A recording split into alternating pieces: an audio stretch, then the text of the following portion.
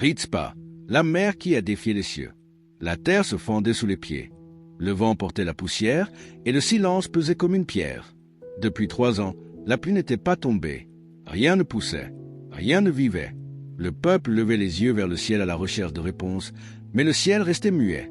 À Jérusalem, David, le roi oint, l'homme selon le cœur de Dieu, cherchait la face du Seigneur. Et enfin, la vérité fut révélée. Ce n'était pas qu'une simple sécheresse. C'était une dette, une promesse ancienne, faite des siècles auparavant, avait été brisée. Josué, lors de la conquête de la terre promise, avait fait un pacte de paix avec les Gabaonites, un peuple étranger vivant sous la protection de cette parole sacrée. Mais Saul, le premier roi d'Israël, poussé par sa soif de pouvoir, avait tenté de les exterminer.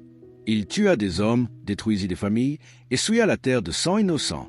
Ce sang criait maintenant depuis le sol, et le ciel s'était fermé sur Israël. David fit venir les Gabaonites. Il leur offrit de l'or, de l'argent, des compensations. Mais ils refusèrent. « Nous ne voulons pas de trésor. Nous voulons la justice. » Et le prix demandé fut amer, cet homme de la lignée de Saul, cet descendant, cette vie en échange de l'honneur perdu. Parmi les 7 désignés se trouvaient 2 fils de Ritzpa, une femme presque oubliée par l'histoire. Ritzpa n'était pas reine, ni épouse officielle. Elle était concubine de Saul, une femme sans voix, sans couronne, sans protection. Ses fils, Harmonie et Méphibosheth, étaient les fruits de sa jeunesse, peut-être les derniers liens qui l'attachaient encore à une gloire effondrée comme un château de sable. Lorsqu'elle apprit la sentence, Ritzpa ne protesta pas. Elle ne supplia pas. Elle ne s'enfuit pas. Elle ne maudit ni Dieu ni les hommes. Elle regarda, et elle attendit. Les 7 furent conduits à Gabaon. Sur une colline, devant le peuple, leurs corps furent pendus, une offrande publique à la justice.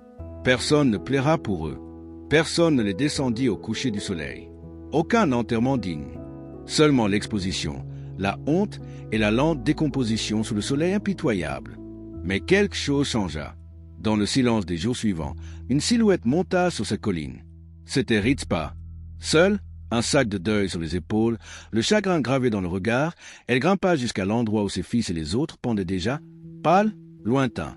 De ses propres mains, elle chassa les corbeaux, les vautours, les chacals. Elle criait, agitait les bras, faisait des feux, des nuits sans sommeil, des jours sans nourriture, sans eau, sans abri, sans faim, et elle resta là. 1 jour, 1 semaine, 1 mois, 2. Le temps passa, les saisons changèrent et elle restait là, ferme comme une pierre, plairant sans son, résistant sans armes. La peau brûlée par le soleil, les pieds blessés par les rochers, l'âme en cendres. Le peuple commença à parler. Les rumeurs se répandirent dans les villages. Elle est encore là, la femme de la colline, la mère des pendus. Personne ne comprenait vraiment pourquoi. Peut-être la folie, peut-être l'amour, ou peut-être quelque chose de plus grand, une justice que le monde avait refusée, mais qu'elle avait décidé de réclamer avec son propre corps. La nouvelle parvint à David, et le roi guerrier, poète, chef de nation, sentit le poids de ce geste. Aucun cri n'avait été aussi fort, aucune résistance aussi pure. Il n'hésita pas, il ordonna que les corps soient descendus avec honneur. Il fit chercher les ossements de Saul et de Jonathan, et là, dans le tombeau royal, ils furent enterrés ensemble, roi et fils du chagrin. Enfin, les morts trouvèrent le repos. Et lorsque leurs corps touchèrent la terre, la pluie tomba, des gouttes lourdes comme des larmes du ciel. Les nuages rompirent leur silence, et le cycle de la famine prit fin. Ritzpa descendit alors de la colline. Aucun tapis rouge ne l'attendait. Aucun scribe ne grava son nom parmi les grands. Aucun prophète ne lui donna sa bénédiction. Mais elle avait accompli ce que les rois n'avaient pas osé faire. Elle défia le ciel. Elle affronta l'abandon. Elle regarda la mort en face, sans épée. Elle porta un deuil que personne ne voulait voir. Ritzpa n'a pas changé le monde avec des discours, ni avec des batailles.